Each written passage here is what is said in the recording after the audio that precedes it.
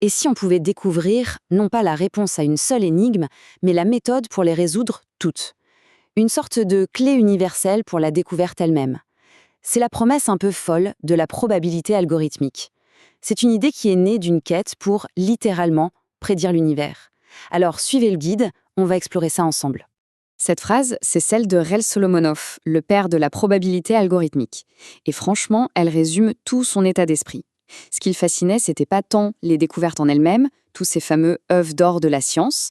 Non, lui, ce qu'il voulait, c'était comprendre la méthode, le mécanisme, la fameuse poule qui permettait de pondre toutes ces idées géniales. Le truc avec Solomonoff, c'est qu'il ne faisait pas les choses à moitié. Il s'est lancé dans une quête un peu folle, avec deux objectifs quasi impossibles. 1. Trouver une méthode pour résoudre tous les problèmes de maths, et 2. Une autre méthode pour percer tous les secrets de la science. Il était persuadé qu'au fond, ces deux quêtes, c'était la même grande aventure.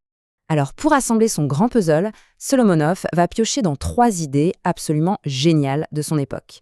D'abord, chez le philosophe Rudolf Carnap, il prend cette vision de l'univers comme une immense chaîne de 0 et de 1 à déchiffrer. Ensuite, il va voir du côté de Minsky et McCarthy pour leur emprunter le concept de machine de Turing universelle. C'est, en gros, un ordinateur théorique capable d'imiter n'importe quel autre ordinateur. Et enfin, chez le linguiste Noam Chomsky, il récupère l'idée de grammaire générative, qui sont des sortes de règles pour construire des phrases complexes. Et là, en 1960, c'est le déclic, l'illumination. Solomonoff réalise qu'il peut fusionner ces 3 concepts pour créer une espèce de grammaire probabiliste universelle. Et de cette fusion va naître ce qu'on appelle aujourd'hui la probabilité algorithmique. Bon, alors c'est quoi ce truc concrètement? En fait, c'est plus simple qu'il n'y paraît. Imaginez un ordinateur universel. On lui donne en entrée une suite de 0 et de 1, mais choisie complètement au hasard, un peu comme si on jouait à pile ou face une infinité de fois. Eh bien, la probabilité algorithmique d'une suite de données, disons les 1000 premières décimales de pi, c'est tout simplement la chance que notre ordinateur, avec son entrée aléatoire, produise exactement cette suite en sortie. Et c'est là que ça devient vraiment élégant.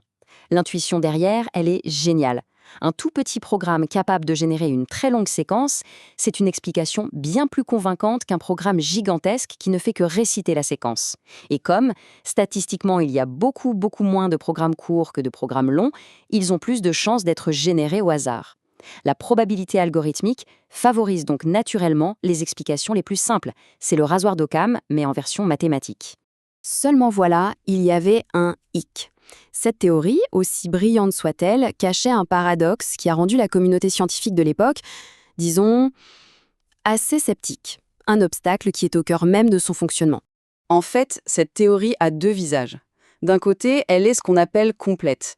Ça veut dire que s'il y a une logique, une régularité cachée dans des données, aussi complexes soient-elles, cette méthode finira toujours par la trouver. C'est sa force incroyable.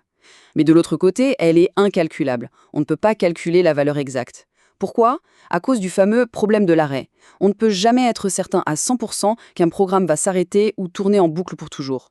Du coup, on ne peut jamais être sûr d'avoir la réponse finale et parfaite. Et c'est là le véritable coup de génie. Solomonoff a prouvé que ces 2 propriétés ne sont pas un défaut, une qualité qui s'oppose. Non, elles sont liées, indissociables. Il a démontré que n'importe quelle méthode de prédiction qui prétend être complète sera forcément incalculable. Ce n'est pas un bug, c'est la signature même de la perfection de la méthode. Bon, la question est évidente. Si on ne peut pas la calculer précisément, ça sert à quoi? Eh bien, en pratique, on a rarement besoin de la valeur finale au milliardième de décimale près. Ce qui compte, c'est d'avoir de très bonnes approximations. Des approximations qui s'approchent de plus en plus de la vraie prédiction. Et à ce jeu-là, la probabilité algorithmique est souvent imbattable. D'ailleurs, en parlant de prétendus défauts, on va voir comment 2 autres de ces particularités sont en réalité ses plus grandes forces, surtout quand on commence à penser à créer une véritable intelligence artificielle. Le premier défaut, c'est la subjectivité. Ça veut dire que les probabilités qu'on calcule dépendent de l'ordinateur ou du langage de programmation qu'on choisit au départ. Ça peut sonner un peu bizarre, pas très scientifique, et pourtant c'est crucial. Pensez à un bébé, il naît avec un programme de base, des a priori sur le monde, comme le fait qu'il y aura de l'air à respirer. Pour une IA, cette machine de référence, c'est ça, son bagage de départ, la base sur laquelle l'expérience va pouvoir construire tout le reste. Le deuxième super pouvoir, c'est la diversité. La plupart des méthodes statistiques classiques, qu'est-ce qu'elles font? Elles cherchent le meilleur modèle pour expliquer des données et elles jettent tous les autres. La probabilité algorithmique, elle, est bien plus maligne. Elle garde tous les modèles possibles et elle fait une moyenne de leurs prédictions. Bien sûr, les modèles les plus simples ont plus de poids, mais les autres ne sont jamais complètement éliminés. Et ça, c'est une idée d'une puissance folle. Imaginez que la meilleure théorie du moment soit contredite par une nouvelle observation. Le système n'est pas bloqué. Il a une infinité d'autres théories en stock. Il peut les démonter, récupérer les meilleures pièces de chacune et les recombiner pour créer de toutes nouvelles hypothèses. C'est d'ailleurs une idée qui, des décennies plus tard, va fortement résonner avec les méthodes ensemblistes du machine learning moderne. Bon, on a toutes les pièces du puzzle, maintenant il est temps de les assembler pour voir l'objectif final de Solomonoff. Comment on peut utiliser tout ça pour créer et entraîner une intelligence artificielle forte, une IA vraiment générale? Le processus ressemble à s'y méprendre à l'éducation d'un élève humain. L'idée, c'est de concevoir un véritable programme scolaire pour la machine. On lui donne une suite de problèmes bien choisis. À chaque fois qu'elle réussit, ou même qu'elle échoue, elle met à jour son modèle interne du monde, elle affine sa compréhension. Et avec le temps, elle mûrit, elle devient plus intelligente. Pour construire ce parcours d'apprentissage, Solomonoff a même inventé une mesure, la taille du saut conceptuel, ou TSC. C'est une façon de noter la difficulté d'un problème pour une IA donnée à un instant T. L'idée est assez intuitive. Un problème est difficile si sa solution est longue à vérifier et s'il y a peu de chances de la trouver avec ses connaissances actuelles. En dosant cette difficulté, on peut créer un programme sur mesure qui pousse l'IA à progresser sans jamais la bloquer avec un problème trop dur. Alors où est-ce qu'on en est aujourd'hui? Il y a eu des progrès vraiment intéressants.